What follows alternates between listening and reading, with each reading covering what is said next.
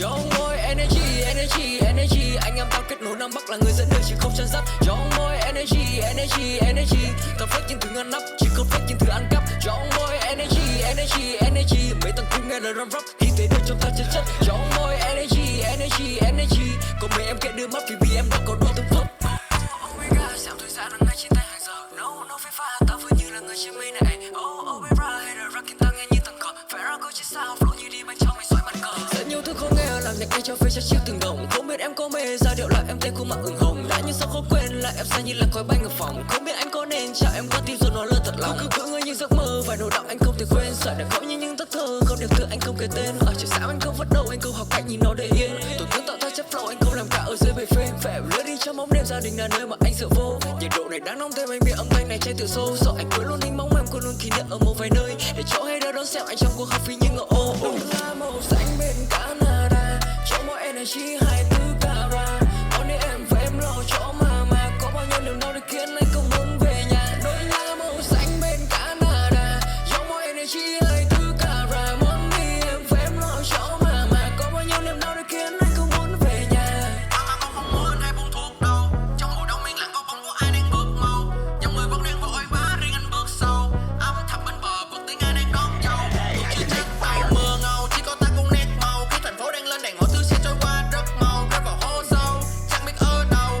Còn đây mấy câu, vài câu đố nhau. Chứ anh không biết anh đang ở đâu. Sẽ nhận ra khi ta gặp nhau. Xanh mây xanh đâu có phép nhiệm màu. Tiếp tục bước đi anh quên niềm đau. Bỏ ngoài tai những lời nói nào sai vì đằng trước ngày mai. Cái summer luôn yêu sự tự do, anh sẽ không đổi thay. Chúc em ngủ ngon nha, say good night. Anh phải đi thôi nha, say goodbye. 4420 anh chỉ mong goodbye. Anh không sao đâu, everything alright. Đêm dần buông nhạc còn chưa làm xong. Tập luyện thêm như chiến binh mùa đông. Long term mây không phải thứ mày mong. Ở Mơ La đến em ba điều ước này xong. Khó cho qua được không? Bắn flow như cái phim Thành Long. Đôi lá màu xanh bên Canada, cho mọi energy 24 carat. Money em và em lo cho mà có bao nhiêu niềm đau để khiến anh không muốn về nhà. Đôi lá màu xanh bên Canada, cho mọi energy 24 carat. Money em và em lo cho mà có bao nhiêu niềm đau để khiến anh không muốn về nhà. Hey, I can make fire.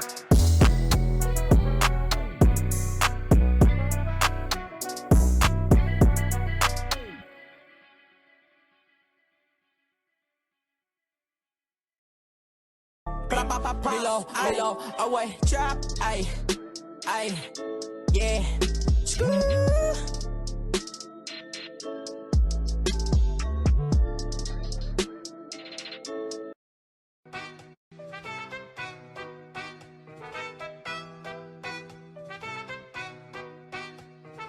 Enigma.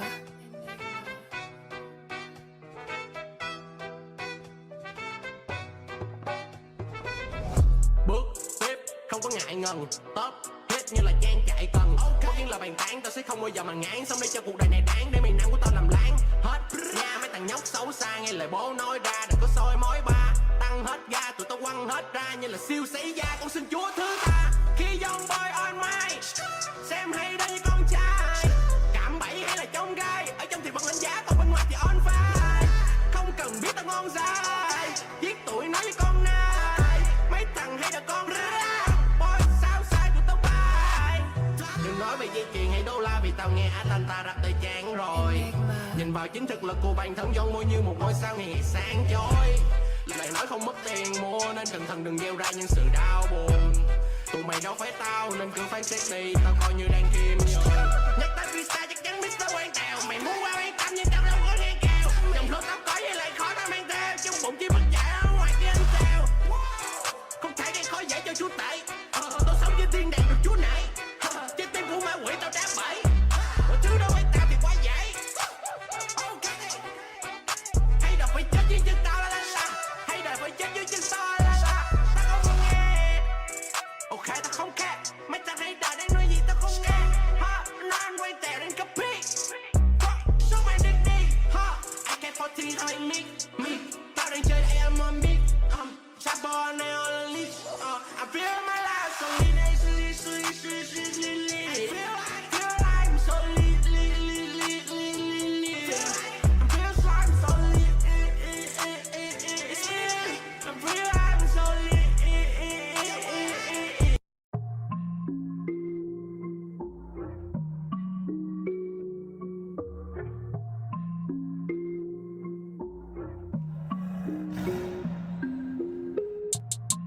Oh no, no, no. Oh no, no, no, no. Oh no, no, no. Những nồng nàn tan đi, oh no. Ai giống như bằng trong con tim, oh no. Say bye với hater, không quan tâm, oh no. Phone reo trong studio, đã tới giờ, oh no. Đóng bằng đồng hồ, khoe là mua đồ trong phòng thu. Vẫn miệt mài cho ra bài making move. Vẫn chơi đùa ninja rùa trên đường đua. Những lời đồn nghe thật ồn, tao phải xua đi. Check my phone, holla, holla, pick it up the phone, holla, ring, 24, holla, I wanna do some more. Khi anh đã đi record, lý tưởng của anh là tự do. Kiếm thêm nhiều và tiền to, cho nên tỉnh táo không phải overdose. You can see money in the bank, và đã tăng theo thời gian. Có được quần áo thật sang, và nơi chấp nhận ta sẽ như Jedi James. Anh em ta đứng trên một gang, working every day. Ta đâu đây không có tăng thời gian, cho Việt Nam ta đi chơi nhạc hay. No more safe for bitches, do my thing for the business. Tôi làm vì cộng đồng và tôi làm vì chính ta, tao mới thêm niềm tự hào của người dân Việt. Tôi làm tới khi nào tập thành phân liệt, giữ cho sức nóng điều hòa thân nhiệt. Tôi đặt lên hàng đầu là sự tâm huyết, trong một dòng máu ta không phân biệt. Những nồng nàn tan đi, oh no. Ai giống như bằng trong con tim, oh no. Say bye với hater, không quan tâm, oh no. Phone reo trong studio, đã tới giờ, oh no. Đóng bằng đồng hồ, khoe là mua đồ trong phòng thu. Vẫn miệt mài cho ra bài making move. Vẫn chơi đùa ninja rùa trên đường đua. Những lời đồn nghe thật ồn, tao phải xua đi. Pick up the phone, đi qua phòng thu, quăng ra đồ ngon, anh em cùng gu. Tao là phải cút, kiếm từng đồng xu. Ở bên trong thành phố không muốn là thằng ngố thì mày phải dùng mưu. Kiếm tiền thật lớn cho bang, tối về ôm cái gối ngủ. Vậy con đường tới tương lai không được đi theo lối cũ. Tới đây phải phóng như lao, niềm tin phải bán như rau. Thành công phải sáng như sao, để tao không có đối thủ. Đưa lên tao bay xa, không được chơi đùa. Nhạc tao viết luôn thăng hoa như là chơi bùa. Bao lời gánh ghép xinh xì, khiến tao đau đầu. Tao vẫn sẽ bước trên đi, lưng lý cực chúng tao mau giàu. Những nồng nàn tan đi, oh no. Ai giống như bằng trong con tim, oh no. Say bye với hater, không quan tâm, oh no. Phone reo trong studio, đã tới giờ, oh no. Đóng bằng đồng hồ, khoe là mua đồ trong phòng thu. Vẫn miệt mài cho ra bài making move.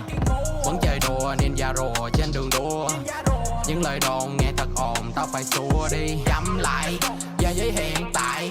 Linh hồn này never die. Hợp đồng cam đây nếu có làm có hợp quay. Giờ để trong phòng thu làm nhạc lấy ngày mai. Em nhân từng việc không cho phép tao làm sai. Uống cuốn và lái tập dần quên đi sợ hãi. Đứng dậy đi tiếp không lãng phí cả đời trai. Liệu rằng kết thúc đó dành cho tao có giống như tao nghĩ, hay chỉ có thương đau của tất cả tình yêu cho đi thật xa xỉ. Đó hạt xí ngầu đã 3 con 6 tao phải đi về đâu. Cầu nguyện trong thánh đường giữa dòng biển lửa ghi ra trong từng câu. Làm ra nhạc hay để cho một mai tao sẽ được bay trên phi thuyền. Đóng vào đồng hồ và khoan lên bộ đồ, nhảy lên hay cửa tăng ga đi liền. Y như tạc răng ở bên trong rừng xanh, đôi khi thường xuyên với một túi tiền. Đôi khi đòi hai xong được phiêu dây điều hay cho tụi bay phải phụ tay. Những nồng nàn tan đi, oh no. Ai giống như bằng trong con tim, oh no. Say bye với hater, không quan tâm, oh no. Phone reo trong studio, đã tới giờ, oh no. Đóng bằng đồng hồ, khoe là mua đồ trong phòng thu. Vẫn miệt mài cho ra bài making move. Vẫn chơi đùa ninja rùa trên đường đua. Những lời đồn nghe thật ồn, tao phải xua đi.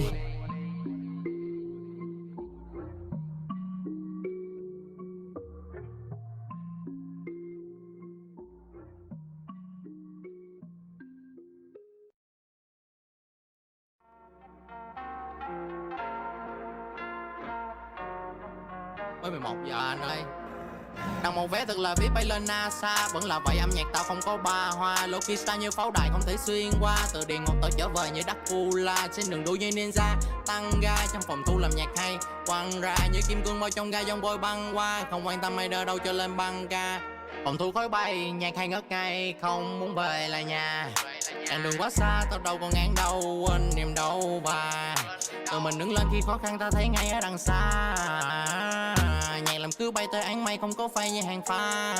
Phay như hàng pha không nước mắt rơi đâu được gì. Đắng cay đâu là gì phải sống như Nam Nhi.